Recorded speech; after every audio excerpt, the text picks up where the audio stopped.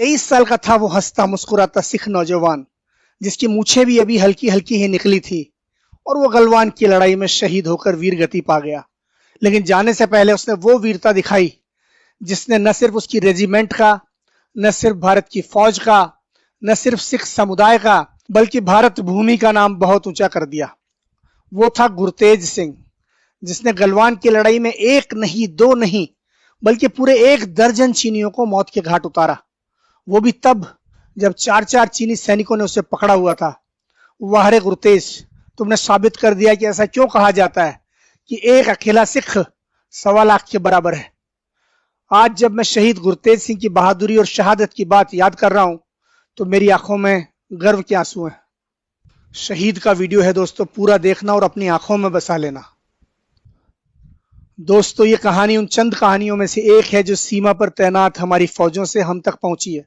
ये सरकारी जरियों से नहीं आई है, बल्कि खुद हमारे वीर जवानों ने इस बेमिसाल शहीद की कहानी एक पत्रकार सुबीर भौमिक तक पहुंचाई। हम उन्हीं के हवाले से ये कहानी बयान कर रहे हैं। गलवान में 15 जून की शाम की घटना तो आपको पता ही है कि किस तरह से हमारे 20 जवानों को चीनी फौज ने धोखे से शहीद कर दिया। कुछ सीधे हमले में शहीद हुए तो कुछ नदी में गिर जाने की वजह से, और उसके बाद हमारी फौज को तुरंत जवाबी हमला करना था। हालांकि उसके पास तैयारी करने या हथियारों की व्यवस्था करने के लिए ज्यादा वक्त नहीं था, लेकिन बिहार रेजिमेंट के साथ साथ 3rd पंजाब की घातक प्लाटून को भी देश की सेवा में बहादुरी दिखाने का मौका मिला। इस प्लाटून का नाम ही घातक प्लाटून है और उसने दिखा दिया कि उसका यह नाम क्यों है। यह प्लाटून बिहार रेजिमेंट की मदद के लिए पहुंची और उसने चीनियों पर वो कहर बर्पा किया कि गलवान की लड़ाई को चीनी फौज सपने में भी नहीं भूल पाएगी। और इस लड़ाई में जो जवान असाधारण वीरता दिखाकर शहीद हुए उनमें से एक था गुरतेज सिंह। जो सिख जवान रेजिमेंट की मदद के लिए दौड़े उनमें 3rd पंजाब घातक रेजिमेंट के साथ साथ मीडियम आर्टिलरी के सिख गनर भी थे। इन लोगों के पास सिर्फ अपनी किरपानें, लाठियां, सरिये और तेज चाकू थे, कोई बड़ा हथियार नहीं। लेकिन वे वीरता के जोश में इतने मदहोश थे कि उन्हें छोटे या बड़े हथियार की कोई परवाह नहीं थी। सबके सब बोले सो निहाल, सत श्री अकाल का नारा लगाते हुए चीनियों पर टूट पड़े। एक तरफ उनकी दहाड़ और दूसरी तरफ उनकी वीरता देखते ही बनती थी। गुरतेज के साथी जवान बताते हैं कि 4 चीनी सैनिकों ने गुरतेज पर हमला किया। उन्होंने उसे चारों तरफ से घेर लिया और उसे मारने बढ़े ही थे कि इस वीर ने बोले सो निहाल का गगनभेदी नारा लगाया और उनमें से 2 को बुरी तरह झटक कर उनकी पकड़ से बाहर निकल गया। और इसके बाद उसने जो किया वो गुरु के आशीर्वाद वाला कोई खालसा ही कर सकता है।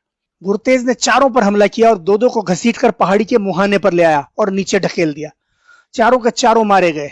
इस दौरान खुद गुरतेज का भी संतुलन बिगड़ गया और वो भी नीचे की तरफ फिसलने लगा, लेकिन किसी तरह एक बड़ी चट्टान का सहारा लेकर उसने खुद को नीचे गिरने से बचा लिया।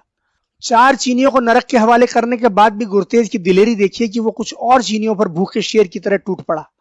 अपनी किरपान से एक चीनी का गला रेतने के बाद गुरतेज ने उसका बड़ा हथियार छीन लिया और 7 दूसरे चीनियों को मार गिराया। इसी दौरान एक चीनी ने उसकी पीठ में तलवार घोंप दी। भारत मां के उस महान सपूत की वीरता को प्रणाम कीजिए कि वो पीछे की तरफ मुड़ा और अपने हमलावर को भी किरपान से मार गिराया। जब गलवान की खूनी लड़ाई खत्म हुई तो गुरतेज वीर गति को प्राप्त हो चुका था, लेकिन उसके हाथों मारे गए 12 चीनियों की लाशें गुरु गोविंद सिंह की इन अमर पंक्तियों की याद दिला रही थी कि 1.25 लाख से एक लड़ाऊं तब गोविंद सिंह नाम कहाऊं। वाह रे गुरतेज, तुमने अपनी अगली पिछली पीढ़ियों का नाम स्वर्णाक्षरों में लिख दिया। भारत मां के वीर सपूत, तुम वीरता के किस्सों में, किंवदंतियों में, हमारी किताबों में, इतिहास में, फौज की दास्तानों में और दुश्मन की यादों में जिंदा रहोगे। पंजाब के मानसा जिले के बीरेवाला डोगरा गांव का रहने वाला था गुरतेज सिंह। गुरतेज सिंह ने जिस स्कूल में पढ़ाई की थी अब वो स्कूल गुरतेज के नाम से ही जाना जाएगा। पंजाब सरकार ने उसका नाम बदलकर गुरतेज के नाम पर कर दिया है।